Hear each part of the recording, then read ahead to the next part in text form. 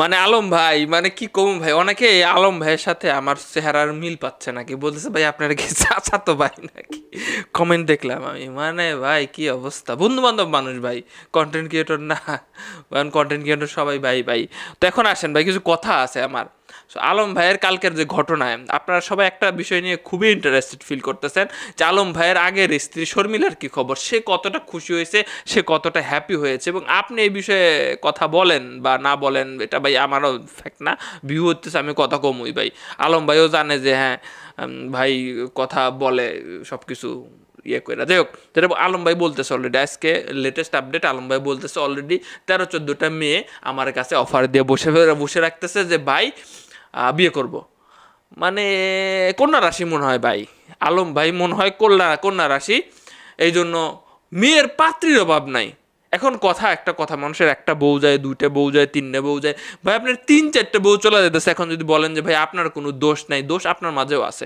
এখন ঘটনা হচ্ছে, কালকের বক্তব্য অনুযায়ী আমাদের ভাবি বলছে যে সে ভিডিও করতে চায় না, বউরে যে আবারও আপনি বারবার কন্টেন্ট বানান বউকে নিয়ে, এইটা তো আসলে আপনার বউ যে চায় না এটা তো কালকে বলে দিল।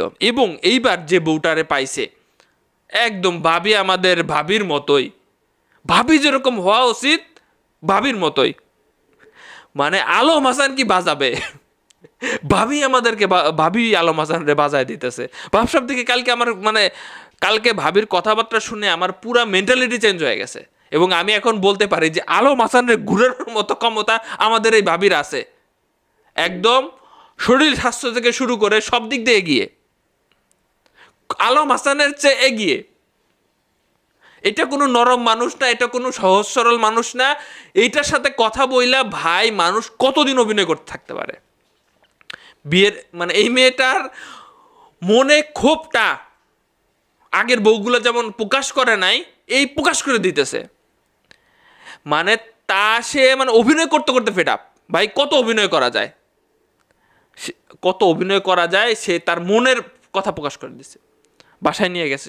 লাস্ট স্টেপ আমরা দেখেছি, বুঝে টুজে আলম হাসান বাসায় নিয়ে গেছে। মেয়ে বলতেছিল কালকে, ভাবি আমাদের বলতেছিল যে আমি আরে বানাই নিয়ে সংসার করবো। সাবাস সাব্বাস, আপনার দিয়ে হবে, আপনি আলম হাসানরে বানায় নিয়ে সংসার করতে পারবেন।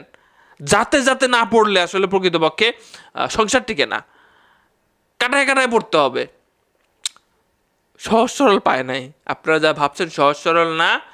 মুখে কি মিষ্টি মিষ্টি কথা বের হয় আমাদের ভাবির মুখ দিয়ে। আলম হাসান এটা কিভাবে ঢাকবে?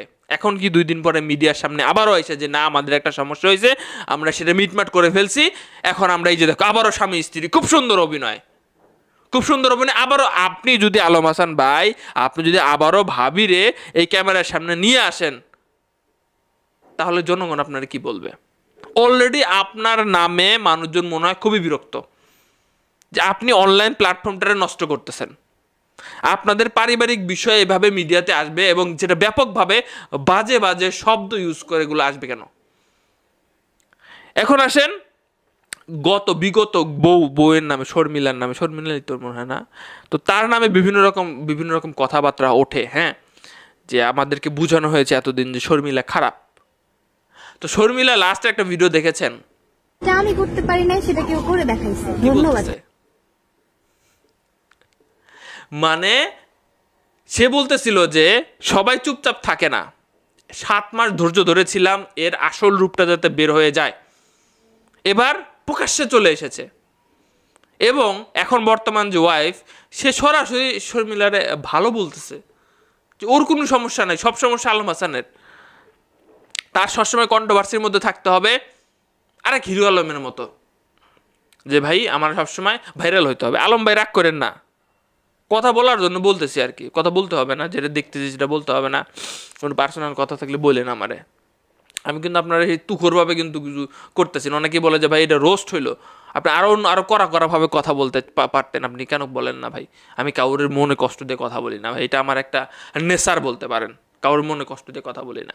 তো শর্মিলা বলছিল যে 7 মাস অপেক্ষা করেছিলাম, মানুষদেরকে নানানভাবে বুঝাইছি যে আমি সংসার করতে চাইছিলাম, কিন্তু ওনার নেশারের জন্য সংসার করতে পারি নাই, এবার সত্যটা বের হয়ে আসলো।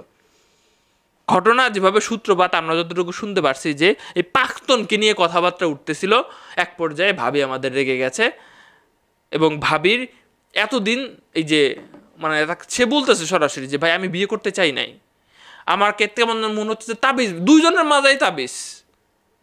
মাঝাতেই তাবিজ বেঁধে রাখছে। তারপর বাচ্চা নিতে চায় না ভাই, সংসার করব, গহনাগাটি চায়, আমার ব্যাংকে টাকা পয়সা চায়, আমার কয় যে R15 সাদা কালারেরটা দাও। এটা তো পুরো যৌতুকের ব্যাপার চলে আসলো। একটা মেয়ে তো সহজই সব কথা বলে না, এখন কি সবগুলো সব মিথ্যা কথা বলে দেবেন যে মিথ্যা কথা? আলম ভাইয়ের কেরিয়ার তো শেষ হয়ে যাবে। এই যে বর্তমান পরিস্থিতি যেগুলা মানে অবস্থা দেখেছেন, কাপল ব্লগার মানেই ভুয়া।